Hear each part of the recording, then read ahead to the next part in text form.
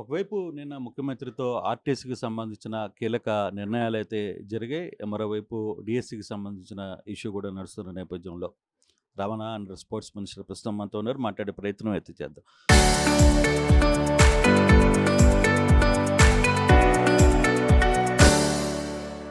సరే.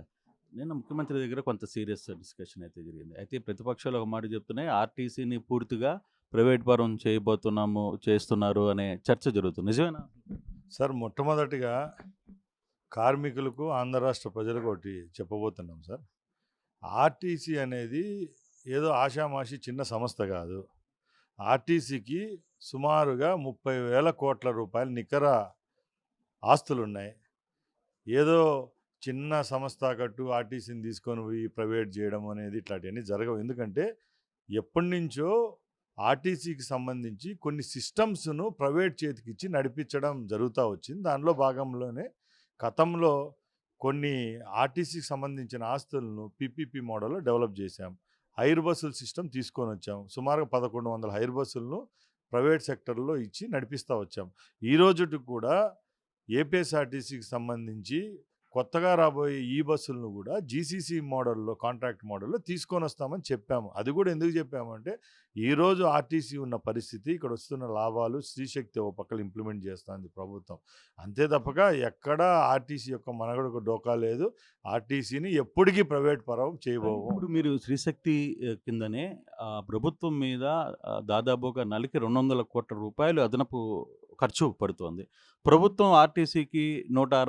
160 కోట్లో ఎన్ని కోట్ల రూపాయలు ఇవ్వాలని ఒక డెసిషన్‌కి వచ్చిన పరిస్థితి. దాదాపుగా 40 కోట్లు వాళ్ళు వేజస్ చూసుకోవాల్సిన పరిస్థితి ఉంది. మళ్ళీ రాబోయే రోజుల్లో ఇప్పుడు పెట్రోల్ రూ. 8 పెట్రోల్ పెరిగిన పరిస్థితి. సో, బస్సులు ఉన్న దాంట్లో తక్కువ అవుతున్నాయి. లేకపోతే కొత్తగా కనెక్టివిటీ రావట్లేదు అనే ఒక చర్చ జరుగుతుంది. సార్ మొట్టమొదటిగా ప్రభుత్వ రంగంలో ఉండే అన్ని సంస్థలు లాభాల్లో ఉండవు. కొన్ని ప్రజల కోసం విరివిగా డబ్బులు ఖర్చు పెట్టాలా, జనాలకు ఏదైతే ఎక్కువ యూజ్ఫుల్గా ఉంటాయో అలాంటి స్కీములను మోసే బాధ్యత ప్రభుత్వం తీసుకుంటా ఉంది. దానిలో భాగంగా ఈరోజు ఏపీఎస్ఆర్టీసీకి సంబంధించి శ్రీశక్తి పథకాన్ని ఏపీఎస్ఆర్టీసీ ఎక్కడ దాని మనుగడ దెబ్బతినకూడదని ప్రభుత్వమే రీయింబర్స్ చేస్తుంది. 1800 కోట్ల నుంచి 200 కోట్లు రీయింబర్స్ చేస్తుంది. అలాంటప్పుడు ఆర్టీసీ బలోపేతం అవుతుంది తప్పక ప్రభుత్వం భారం మోయడం వల్ల ప్రభుత్వం నుంచి డబ్బులు పోతాయి తప్పక ఆర్టీసీ మనుగడకి ఎక్కడా ప్రాబ్లం లేదు. మొట్టమొదటిది. రెండోది, దాంట్లో 2 క్లారిటీ ఇవ్వదలుచుకున్నాను. ఒకటోది, ప్రభుత్వానికి సంబంధించి ఏపీఎస్ఆర్టీసీకి సంబంధించిన సిస్టమ్స్ కొన్ని ఉన్నాయి. కార్గో సిస్టమ్ ఒకటి ఉంది. అలాగే ఏదైతే ప్రభుత్వానికి సంబంధించిన ఆస్తులు ఉన్నాయి, విజయవాడ, గుంటూరు, రాజమండ్రి, వైజాగ్ ఇట్లా పెద్ద పెద్ద అలాంటి అవి అన్యాక్రాంతం కాకుండా అలాంటి భూములను పీపీపీ మోడల్లోనో లీజ్ బేసిస్లోనో డెవలప్ చేస్తే ఆడొచ్చే నికర ఆదాయాన్ని ఏపీఎస్ఆర్టీసీ కోసం ఖర్చు పెట్టచ్చు. దాన్ని మేము ప్రైవేట్కి ఇచ్చి పీపీపీ మోడల్లో డెవలప్ చేయదలుచుకున్నాం. రెండోది, రేపు ఎలక్ట్రికల్ బస్సులు కొనవాలని ముఖ్యమంత్రిగా నిర్ణయం తీసుకున్నారు. దాంట్లో ఒక ఎలక్ట్రికల్ బస్సు కొనాలంటే 1,50,00,000 నుంచి 2 కోట్ల రూపాయలు ఖర్చు వస్తుంది.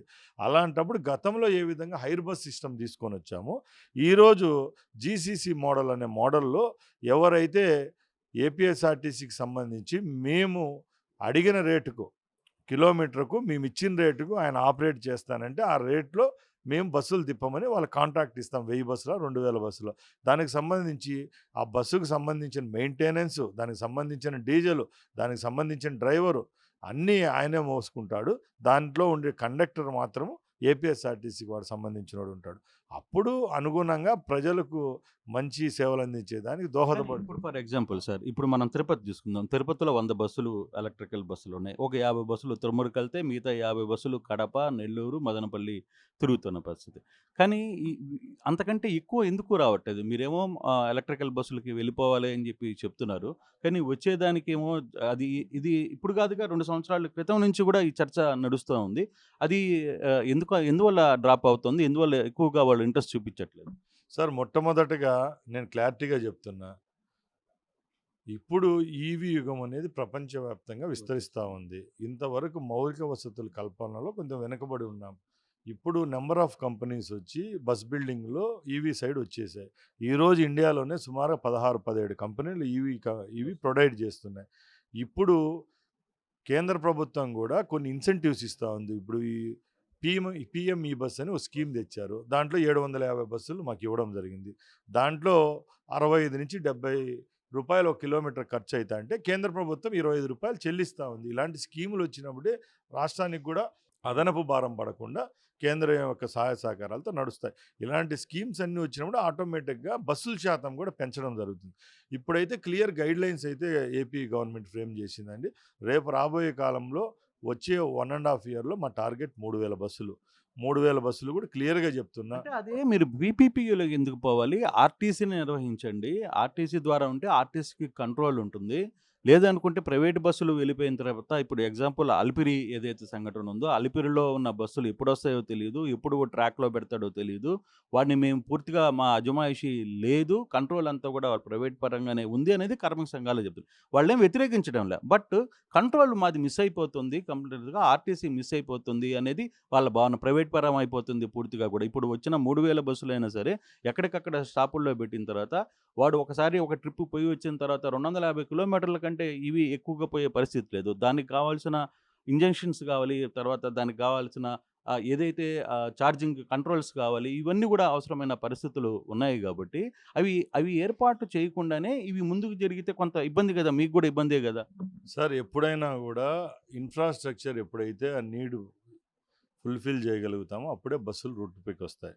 ఇప్పటికి కూడా మన ఆంధ్ర రాష్ట్రంలోనే 12 డిపోలలో ఈవీ ఇన్‌స్టలేషన్ జరుగుతా ఉంది. దానికోసం సుమారు 90,00,00,000 టెండర్‌కి పిలిచడం జరిగింది. అది ఫస్ట్ థింగ్ క్లియర్. ఇప్పుడు ఆ 12 డిపోలు ఏదైతే ఉన్నాయో ఆ 12 డిపోలకు 750 బస్సులు ప్రొవైడ్ చేస్తున్నాం. ఫస్ట్ సెట్‌లో మెట్రో సిటీస్ ఏవైతే ఫస్ట్ గ్రేడ్ టౌన్స్ ఉన్నాయో ఆ టౌన్స్ మధ్యలో తిప్పేదానికి మేము బాధ్యతగా తీసుకున్నాం. దానిలలో చిత్తూరు, తిరుపతి, నెల్లూరు, ఒంగోలు, విజయవాడ, గుంటూరు, రాజమండ్రి, కాకినాడ ఇలాంటి రూట్లలో చేస్తున్నాం. అది సక్సెస్ అయ్యే లోపలే నెక్స్ట్ విడతగా వచ్చే నెక్స్ట్ సెగ్మెంట్ బస్సులన్నీ పల్లె వెలుగు బస్సులు తీసుకొని వస్తున్నాం. మా దగ్గర క్లియర్ గ్రాఫ్ ఉంది. ఒక పల్లె వెలుగు బస్సు రోజుకు 250 కిలోమీటర్లు తిరుగుతాడా, 350 కిలోమీటర్లు తిరుగుతాడా, మా దగ్గర గ్రాఫ్ ఉంది కాబట్టి ఆ రూట్స్‌లోనే ఫస్ట్ తిరిగేదానికి చర్యలు తీసుకుంటాం. ఎక్కడ బ్రేక్ డౌన్ అనే పరిస్థితి రాదు. అది మా సర్వే చేసిన తర్వాతే ఈ కొత్త బస్సులు కొనుగోలు అనేది జరుగుతుంది. అంటే 2014లో ఏదైతే రాష్ట్ర విభజన జరిగినప్పుడు 60,000 మంది కార్మికులు ఉన్నారో, ఆ తర్వాత స్టిల్ ఈ రోజుటి వరకు కార్మికుల సంఖ్య 43,000కి తగ్గిపోయింది. తర్వాత దానికి కొత్త రిక్రూట్‌మెంట్ జరగకపోవడానికి కారణం ఏంటి? సార్ మొట్టమొదటిగా మీ అందరికీ తెలుసు గత ప్రభుత్వంలో టీచర్ల కొరత ఉండేది. ఆ రోజు ఎక్కడా ఒక టీచర్ పోస్ట్ ఫిలప్ చేయని పరిస్థితి కనపడలేదు. ఈ ప్రభుత్వం వస్తాంటే 16,000 డీఎస్సీ పోస్టులు ఫిలప్ చేసినాం. ఆ ప్రభుత్వంలో ఒక పోలీస్ పోస్ట్ ఫిలప్ చేయలేదు. కానిస్టేబుల్ పోస్టులు మేము ఫిలప్ చేసినాం. అదేవిధంగా గతంలో కూడా ఎప్పుడు బస్సు కొనిన పాపాన పోలేదు. కేవలము ఏపీఎస్ఆర్టీసీని ప్రభుత్వంలో విలీనం చేసి దాని యొక్క సార్థకతను కూడా మూటగట్టుకోలేని పరిస్థితిలో ఆ రోజు జగన్మోహన్ రెడ్డి ఉన్నారు. ఈరోజు ఆయన విలీనం చేసినా కూడా ఏపీఎస్ఆర్టీసీని గాడిలో పెట్టే పనిలో మేము ఉన్నాం. దానిలో భాగంగానే ఇంక ఉద్యోగ భద్రత, అలాగే కార్మికుల యొక్క ప్రమోషన్స్ విషయము, నైట్ అవుట్ అలయన్స్‌ల విషయం దీనిలలో చిత్తశుద్ధిగా ఈ 2 సంవత్సరాలు పనిచేసినామనేది మాకు నమ్మకం ఉంది. ఇంకా ఉద్యోగ సంఘాల విషయానికి మీ అందరికీ తెలుసు. వాళ్ళెప్పుడూ వాళ్ళు అలా పోరాడుతూ ఉంటారు. వాళ్ళు పోరాడేటప్పుడు వాళ్ళతో పాటి వాళ్ళ యొక్క నిర్ణయాలు, వాళ్ళ యొక్క అడిగే క్వెషన్‌లకు ఆన్సర్ చెప్పాల్సిన బాధ్యత మాకుంది కాబట్టి తప్పకుండా సమయస్ఫూర్తితో వాళ్ళ సమస్యలను ఏ విధంగా వాళ్ళు మా దృష్టికి తీసుకొని పోతారో అవి సాల్వ్ చేసేదానికి కూడా ఈ ప్రభుత్వం నేను సిద్ధంగా అంటే ఉంది. వాళ్ళలో ఉన్న ఏదైతే భయం ఉందో ప్రైవేటైజేషన్ వెళ్ళిపోతుంది, రాబోయే రోజుల్లో ప్రైవేట్‌కి వెళ్ళిపోద్ది, పూర్తిగా కూడా ఎలక్ట్రికల్ బస్సులు వస్తున్నాయి, ఆ కంపెనీల చేతిలోకి ఎక్కడికక్కడ డిపోలు కూడా వెళ్ళిపోబోతున్నాయని ఒక భయాన్ని మీరు ఎటువంటి హామీ ఇస్తారు? సార్ క్లియర్‌గా చెప్తున్నా అండి. ఏపీఎస్ఆర్టీసీ సంస్థ అనేది ఎప్పటికీ ప్రైవేట్‌కి పోదు ఫస్ట్ థింగ్. రెండోది గతంలో లాగే ఏపీఎస్ఆర్టీసీకి సంబంధించి కొన్ని విభాగాలు ఉన్నాయి. దాంట్లో బస్సుల ప్రొక్యూర్‌మెంటు, దాంట్లో ముందు హైర్ బస్ ప్రొక్యూర్‌మెంట్ ఉండింది. దాని స్థానంలో కొన్ని జీసీసీ మోడల్‌లో తీసుకొని వస్తున్నాం. కొన్నే కానీ ఇప్పుడు హైయర్ బస్సులు కూడా తీసుకోవట్లేదు కదా కొత్తగా. అప్పుడు హైర్ బస్సులు తీసుకున్నాం. ఈసారి జీసీసీ మోడల్‌లో బస్సులు తీసుకొని వస్తున్నాం. సీఎన్జీ బస్సులు 500 కొంటున్నాం. ప్యూర్‌లీ ఏపీఎస్ఆర్టీసీని సీఎన్జీ బస్సులు 500 కొంటా ఉంది. అలాగే ఇంక రేపు రాబోయే కాలంలో కూడా మిశ్రమంగా ఓ 50% జీసీసీకి ఇస్తే 50% ఏపీఎస్ఆర్టీసీ ఓన్ చేసుకునేదానికి చర్యలు తీసుకుంటారు. సార్ ఇంకోటి డిఎస్సి నియామకాల్లో క్రీడా శాఖలు ప్రధానంగా మీ శాఖ మీద వస్తున్న ఆరోపణలు 453 పోస్టులు అమ్ముకున్నారు. దాన్ని ఒక్కొక్క పోస్టుకి 15 లక్షల రూపాయలు అమ్ముకున్నారు అని వస్తున్న చర్చ. మంత్రిగా మీరేమంటారు? సార్ మొట్టమొదటిగా నేను ఒకటే చెప్తున్నా సార్, ఇది ప్రభుత్వాన్ని మమ్మల్ని తప్పుపట్టడం కాదు. ఇది 16,500 ఉద్యోగాలు పొందిన కుటుంబాలు, ఆ 16,005 మంది డిఎస్సి క్యాండిడేట్లు, అలాగే 450 పోస్టులు ఎవరికైతే వచ్చాయో వాళ్ళు స్పోర్ట్స్లో అత్యధిక ప్రమాణాలతో వాళ్ళు ఈ కష్టపడి వాళ్ళు మెడల్ సాధించి సర్టిఫికెట్ సాధించి ఉద్యోగం సాధించిన వాళ్ళ మీద సాధన అదేమంటారు పోరాటమే ఈరోజు వీళ్ళు చేస్తూ ఉండేది. వాళ్ళు ఎంతో కష్టపడి ఉద్యోగాలు సంపాదిస్తే ఏదో ఒకరో ఇద్దరో ఉద్యోగం రాని వాళ్ళు లేకపోతే వాళ్ళకు దానికి ఎలిజిబిలిటీ లేని వాళ్ళు ఈరోజు వేలెత్తి చూపిస్తా అంటే వాళ్ళతో పాటు తానా అంటే తందానా అని వీళ్ళు మాట్లాడడమే తప్పక ఎక్కడ చిత్తశుద్ధిగా దాంట్లో తప్పు జరిగిందో ఒకసారి నేను చెప్తానండి. ఎందుకంటే గతంలో మీరే ఆడుదాం ఆంధ్ర అని చెప్పి 1300 కోట్లు ఖర్చు పెట్టి 130 కోట్లు ఖర్చు పెట్టి అబాస్ పాలైనారు. ఈరోజు మా ప్రభుత్వం 450 మంది స్పోర్ట్స్ పర్సనాలిటీలను 3% రిజర్వేషన్ ఇచ్చి గౌరవించింది మేము. అలాంటిది క్రీడాలోకం ఏమంటారు కళ్ళు మూసుకునే విధంగా ఈరోజు మీరు మాట్లాడుతున్నారు. ఇది తప్పండి. ఎందుకంటే ఈరోజు ఆ ఉద్యోగాలు పొందిన వాళ్ళు కానీ ఆ కుటుంబాలు కానీ వాళ్ళ సంతోషాన్ని మీరు భగ్నపరచడమే తప్పక మీకు దీని మీద ఏం సాధించేదైతే ఏమి లేదు. కానీ ఆడుదాం ఆంధ్ర చాలా రోజుల నుంచి చెప్తున్నారు ఇదే మాట పదే పదే, ఇంత స్కామ్ జరిగింది, ఇంత స్కామ్ జరిగింది, రేపు ఎల్లుండో అరెస్టులు ఉండబోతే లేకపోతే దీని మీద చర్యలు తీసుకోబోతాయి. కానీ వాస్తవ రూపంలో అవేం కనపడలేదు కదా సార్. వాస్తవంగా ఏదైతే ఆడుదాం ఆంధ్ర ఆ రోజు ఆడారో దాంట్లో తప్పులు దొరికిన విషయము అందరికీ తెలిసిందే. సభలో కూడా ఎందరో శాసనసభ్యులు శాసనమండలి సభ్యులు ప్రభుత్వం దృష్టికి తీసుకొని రావడం మమ్మల్ని కూడా నిలయడం జరిగింది. దాని మీద ఒక ఉన్నత స్థాయి కమిటీ వేసినాం. సిఐడి ఆపరేషన్ కూడా జరిగింది.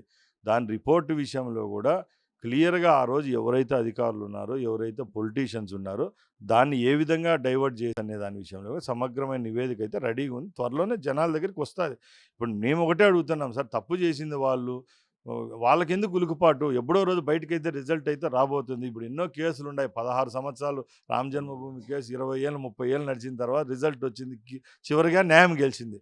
ఏడో కూడా ప్రజల యొక్క రక్తమాంసాలతో ఎవరైతే ప్రజల యొక్క క్రీడాకారుల యొక్క డబ్బులు తిన్నారో వాళ్ళైతే ఊసలు లెక్కించే పరిస్థితి అయితే వస్తుంది. ప్రధానంగా మద్యం కేసులు కూడా చూసుకుంటే ప్రధానంగా రాయలసీమకు సంబంధించిన నేతలు, వైసీపీకి సంబంధించిన నేతలు, మీ కడప జిల్లాకు సంబంధించిన కొంతమంది పేర్లు వినపడుతున్నాయి, చిత్తూరు జిల్లాకు సంబంధించిన కొంతమంది నేతలు అయితే, కానీ వీళ్ళందరికీ బెయిల్స్ కూడా వచ్చేసిన పరిస్థితుల్లో కేసు ఎంతవరకు ముందుకి పోబోతుంది?